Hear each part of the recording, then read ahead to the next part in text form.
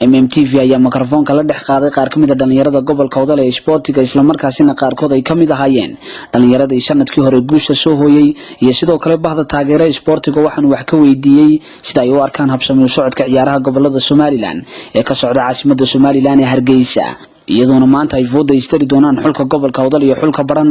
MMTV iyagoo la hadlayna waxay yiraahdeen si wajahana inaan soo daawano ama ka qayb galno ciyaarta weyn ee dhexmaraysa xulka gobolka Awdal iyo gobolka Baran maantii koobkan ay soo agaasintay wasaaradda ciyaaraha jamhuuriyadda Somaliland waa koob aad loo sugay muddo badan oo ka duwan kii hore kii hore reeb marxalad reeb soo maray oo lagu kala ciyaarayo Boorama iyo Burco laakiin doorka waxaan weeyaan gobolada intii ay ka badiyeen 14 halkay markii hore ka ahaayeen 13 gobol 14 gobol waxay dhamaantood isku wada arkayaan si gurbiya ama koox ah magaalada madaxda jamhuuriyadda Somaliland ee Hargeysa waxa weeyaan waana afar gurub loo qaybiyay oo Awdal gurubkii Awdal maanta ciyaaraya shaal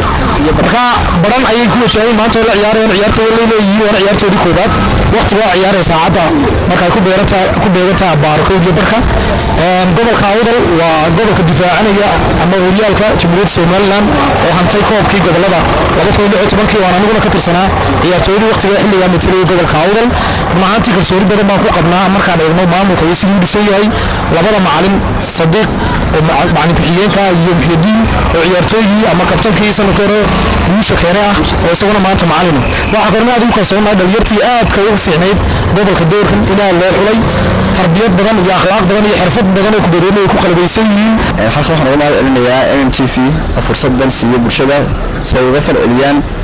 tartanka heer gobol ee Somaliland ka socda ruuxaadii tartankan tartamada wuxuu u duwan yahay tartankan waxa ciyaaraya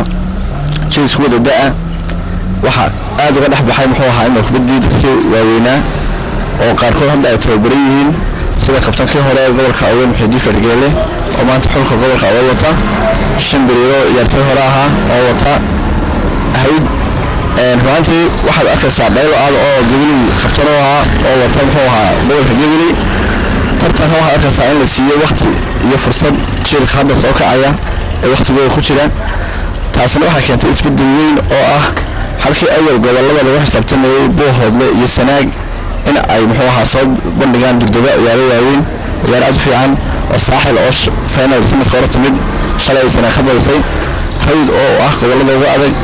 shalay daraad ay muxuu ahaa baalka cadeen weeday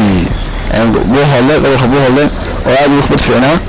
maantana waxa la sugayaa waa gobolkii guusha xajisanayay ee koobka xajisanayay ee gobolka Awdal oo 2016 ku soo guuleystay tartankii gobolada oo la ciyaari doona Baran maanta Baran wajigeeda lama arag qaabka ciyaarso haddana maadaama ay saadka iyo wajigiisa isbedelay ciyaaruhu gobolada ee Boohoodle iyo Sanaag adkaatay waxa laga filayaa Baran sidoo kale adkaato laakiin anaga hadii aan nahay Awdal oo xajisanaya koobka gobolada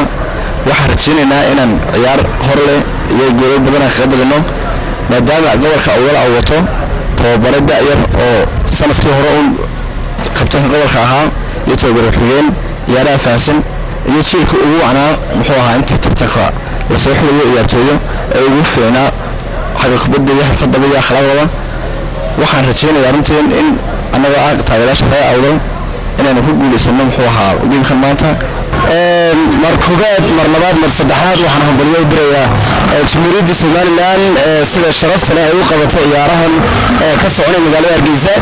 waxaan marlabaad rajaynayaa gobolkayga Awdal inuu noo soo hooyo oo noo keeno marlabaad maadaama ay gobolkii aqoonta gobolkii ciyaarahan inaan noqono insha Allah oo bilowga laba gobol lagu kala ciyaarayo caasimadda lagu wada ciyaaraya afar group baa loo qaybiyay Awdal waxay ku jirtaa group saddex kooxood insha Allah waxaan rajaynayaa oo awoodooda qirsanahay inay qaadanayaan 6 dhibcood ee laga soo baxay group insha Allah waxaan rajaynayaa inay si xajistaan waliba horyaalka ay haystaan labadkii lixisoonkii ku guuleystay gobolada maanta waxa loo lami doona Awdal iyo Baran waxaan u rajaynayaa Awdal inay mar labaad soo hanan doonaan koobka gobolada Somaliland waliba yirjina assalamu alaykum warahmatullahi wabarakatuh waxa wada ciyaari doona Awdal iyo Baran waxaan leeyahay Awdal sidii sanadadii hore aad soo hantideen koobka inaad sanadkan insha Allah mudweynaad gobolka u soo weyn doontaan ciyaaraha gobolada dhamaan waan bogaadinayaa قادر محمد عشقي MMTV مقالة بورمي حرونتا قبل كاودال